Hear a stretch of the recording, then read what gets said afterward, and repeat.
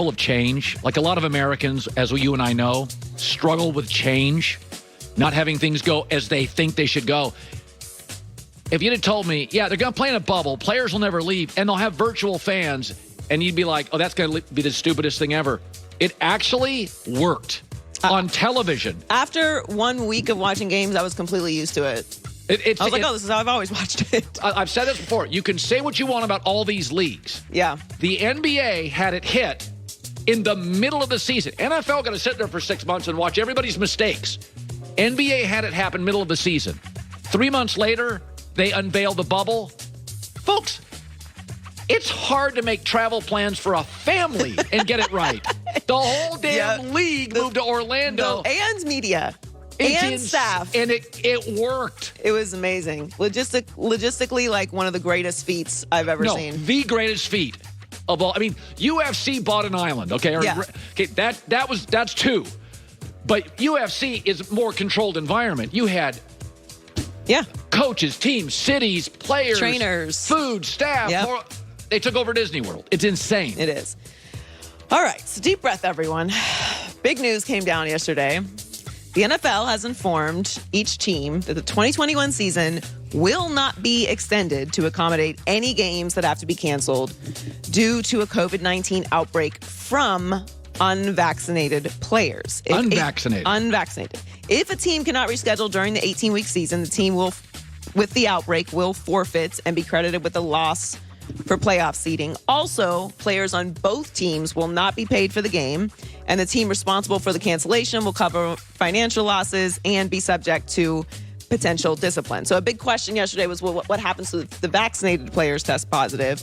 So a vaccinated player or staff who test positive and are asymptomatic can return after 2 negative tests 24 hours apart. Yeah. For non-vaccinated people, it's the same as last year, which is a 10-day isolation period and multiple negative tests. So from the memo that Tom Pelissero posted yesterday, if a club cannot play due to a COVID spike in vaccinated individuals, we will attempt to minimize the competitive and economic burden on both participating teams. So pretty loud and clear. Get vaccinated. Get vaccinated from the NFL. By the way, you get your occasional random players who are tough guys on Twitter. They've all deleted their tweets now, right? But the tough guys.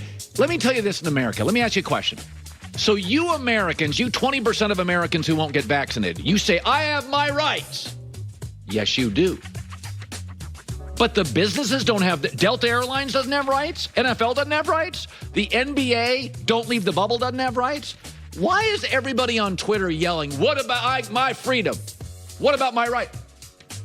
Well, what about the employer's rights? Fox, I walked in one day at Fox. We all had to wear masks. I got tested every other day. Fox doesn't have rights. By the way, I had rights. I didn't have to show up to work, but I didn't want to give my audience to my competitors. So Joy and I basically did a show from a closet for 3 months because I'm competing against all these other talk shows and all these other networks, and I didn't want to give up my audience to my competitors. So you're always screaming and yelling about your freedoms and your rights. Well, businesses have rights too. And if I think this thing is surging in America, which it is in certain states, the Delta variant. If it's surging, I'm going to get ahead of this thing and not play catch up, and I'm going to make some new rules. Your choices are now my rules. Look, these billion-dollar organizations don't care about your feelings. They don't care. They don't care. That's always been the case. It will always be the case. If you don't like it, go make billions of dollars and make your own league. It's just as simple as that. What the biggest pushback yesterday was, what happened to freedom? You are free. Are you in jail? No. Are you being threatened with your life? No. You have a choice. You can go work anywhere else you want to. The NFL is not saying that you can't work anywhere. They're just saying you can't work for us. And they're actually not even saying that. They're saying if you don't get vaccinated and there's a problem, it's going to be on you. They're making it extremely difficult. They're not even actually saying that you can't play. So this idea that you're not free is nonsense. You are absolutely free. You just probably have to go work somewhere else if you don't want to get vaccinated. Businesses have rights too, not just employers. So you can go bark on social. What about my rights? What about Delta Airlines rights? You absolutely have a right. You have. It is absolutely your choice not to get vaccinated. You do not have to fly Delta Airlines. It's literally a choice. Do it or don't. But just because you have rights and you have freedoms does not mean you are free from consequences. It's the same conversation that people always have about freedom of speech when somebody says something crazy and gets fired. What happened to freedom of speech? Are they in jail? Did the government just show up at their house and seize their home? No. They're free to say that, but they're not free from consequences. The NFL is a billion-dollar organization that's not going to accommodate everyone who wants to make their own personal choices. They never have for many things. You can't go out there and play without a helmet. You can't use whatever kind of substance you want to get on the field. By the way, you have to wear a seatbelt driving. You don't even in America, you don't have total personal freedom in your car. You know what makes me so mad about this story is I made a personal decision not to talk to people about what they're doing with the vaccine. I'm vaccinated.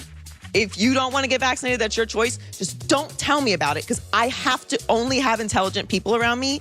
And there's a good chance you're going to say something that's going to make me not be able to be cool with you anymore. And I would just prefer to remain ignorant to your personal choices. Well, and this forced me to have this conversation with people over and over and over again. Yeah, I mean, I said before, you do have a right not to wear a mask on Delta Airlines, and you will not be able to fly it. And because it's the best airline in America, then you will fly an inferior airline or get in your No, you can't car. fly any airline without a mask. So get in your car and drive to Chicago from L.A. instead of fly. Yeah. You have a choice. Hitchhike.